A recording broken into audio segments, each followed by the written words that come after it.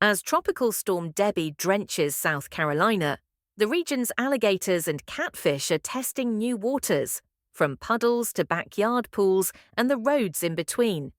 In a viral video, Robert Moose Rinney watches from his vehicle as an alligator ambles across a rainy Hilton Head Island road before taking a quick break in a puddle.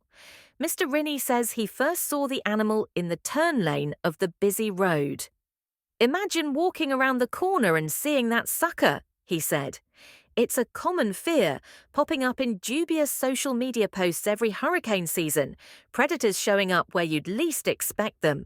Fake images of sharks in storm-flooded streets are so common, they have their own Wikipedia page. But alligators in backyards? Those are real for many Americans in Florida, Georgia, and the Carolinas." Wildlife experts say that alligators don't typically stray too far from their natural habitats. They stick to freshwater and like to burrow down when they sense a storm coming, the South Carolina newspaper The State reports. But it's not unusual to see alligators and other wetland creatures where human neighborhoods and developments such as golf courses butt up against freshwater ponds, rivers, and wetlands. This summer, Hurricane Beryl and Tropical Storm Alberto were credited with pushing nearly 200 crocodiles to explore more populated areas in Tamaulipas, a Mexican state that borders Texas, the Austin American-Statesman reported. In South Carolina, several videos show alligators popping up on roads. One woman on Hilton Head told the Island Packet newspaper that she looked out her window to find she had a pool crasher, a small gator enjoying the shallow end. Mr. Rinney, a South Carolina real estate agent, tells the BBC that he has lived on the island, a popular vacation spot, since 1981. He says residents try to avoid the lagoons alligators live in, but they're hard to spot among foliage and in murky water, especially after storms.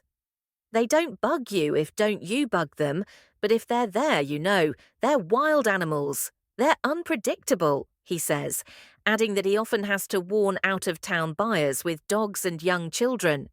The animals inspire fear across the US coastal South, owing to their size, large mouths, and prehistoric appearance. Female alligators tap out at around 10 feet, though male alligators can grow larger. And while they prefer to eat fish, amphibians, and small mammals, alligators will snap their jaws at anything that comes too close. The Florida Fish and Wildlife Conservation Commission warns that even in neighborhoods where residents have learned to coexist with alligators, the potential for conflict always exists.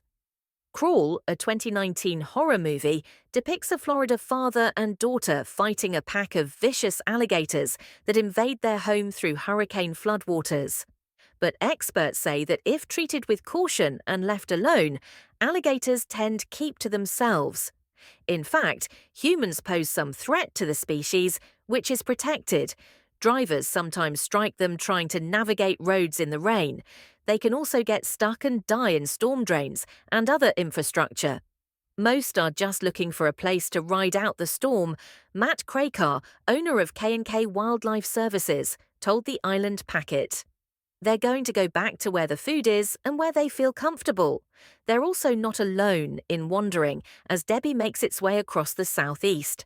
Other animals are also showing up in unusual places. Several videos after Debby's landfall show a species known as walking catfish popping up in driveway puddles in Florida and South Carolina. The videos have drawn attention to the slippery mucus-covered species, which is native to Southeast Asia and considered unwanted but invasive, reports CBS, the BBC's American news partner. Experts say the biggest animal-related risk to humans in floodwaters is snakes, which are harder to spot. Subscribe to our C channel for more updates.